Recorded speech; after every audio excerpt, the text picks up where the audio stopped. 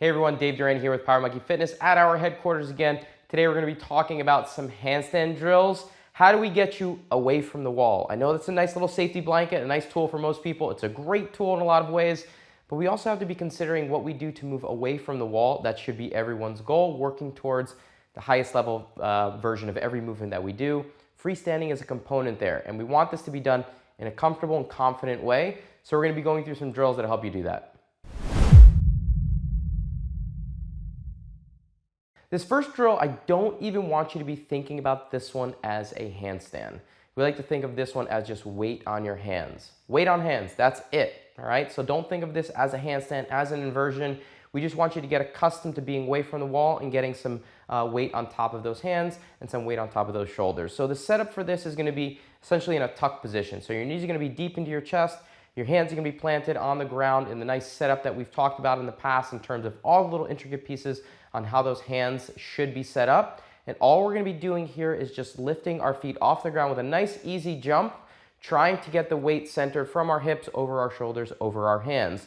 Ideally not thinking about this as a forward to back action. So we're not trying to let those shoulders lean really far forward, no planching action here. We wanna be thinking more of an over the top action, more of a rainbowing type of an action with those hips, landing on top of the shoulders, landing on top of the hands, and then coming back to the feet. Should stay really low to the ground. Don't think about letting the knees open up or donkey kicking at all. We don't want to see any opening up of the hips or the knees. Stay nice and deep into that tuck position and land back in that same position that you took off from.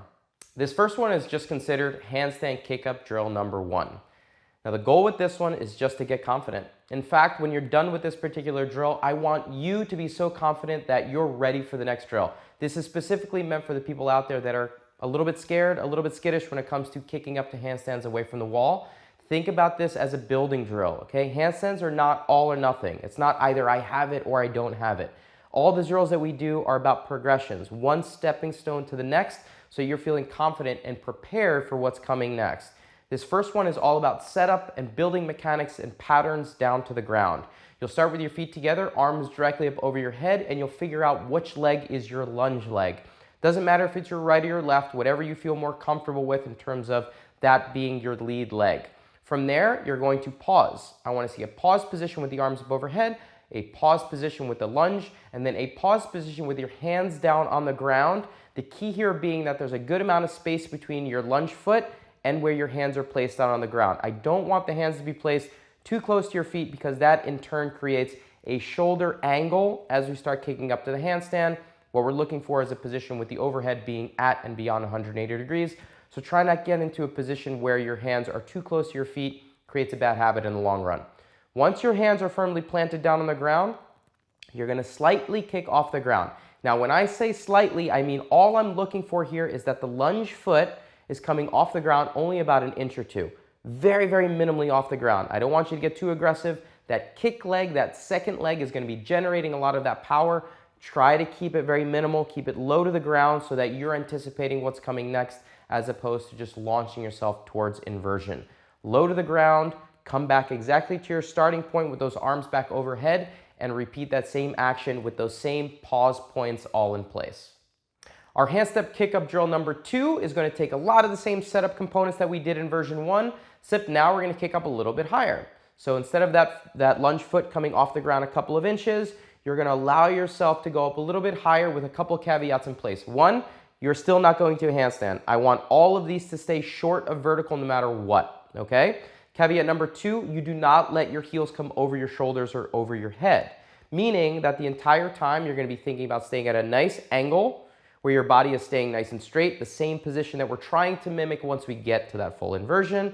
So try to make sure that you're a little bit more body conscious when you're coming off the ground, all right? Think about this only as an angle, not as a full inversion. Stay with whatever angle is comfortable for you so you can continue to build confidence and competence down towards the ground. Now the second kick-up drill, there's going to be 2 variations that you can play around with. The first one is going to stay split leg. So you're going to allow that first leg to come off the ground, lunge leg is going to stay fairly low, kick leg is going to come up a little bit higher, staying short of vertical like we talked about, but staying split leg the entire time. Just basically a build-up from our first variation. Now the second variation that you can play with here in kick-up drill number 2 is going to be to tap the second leg to your first leg. So essentially your lunge leg is going to come off the ground, tap that first foot, and then come back down to the ground. This is going to give you the impression that you're getting into a handstand, but staying short of vertical the entire time. This is a really great way to understand how the legs are coming together and be in control throughout the entire repetition. Play around with both variations. Only go to the second variation where the legs are coming together once you feel comfortable enough to do so. All right, our final step here, our kick-up drill number 3, is the full handstand. Now, this one might be a little bit out of your comfort zone, but only if you've stepped out of line with variations 1 and 2. If you have variation 2 in place where you're tapping, this one should feel like a natural progression. Nothing changes other than you kicking up slightly more aggressively, trying to finish that handstand in perfect vertical. Now, is it going to be easy to do? Absolutely not. There's a stability component. There's a lot of structural things that need to be in place.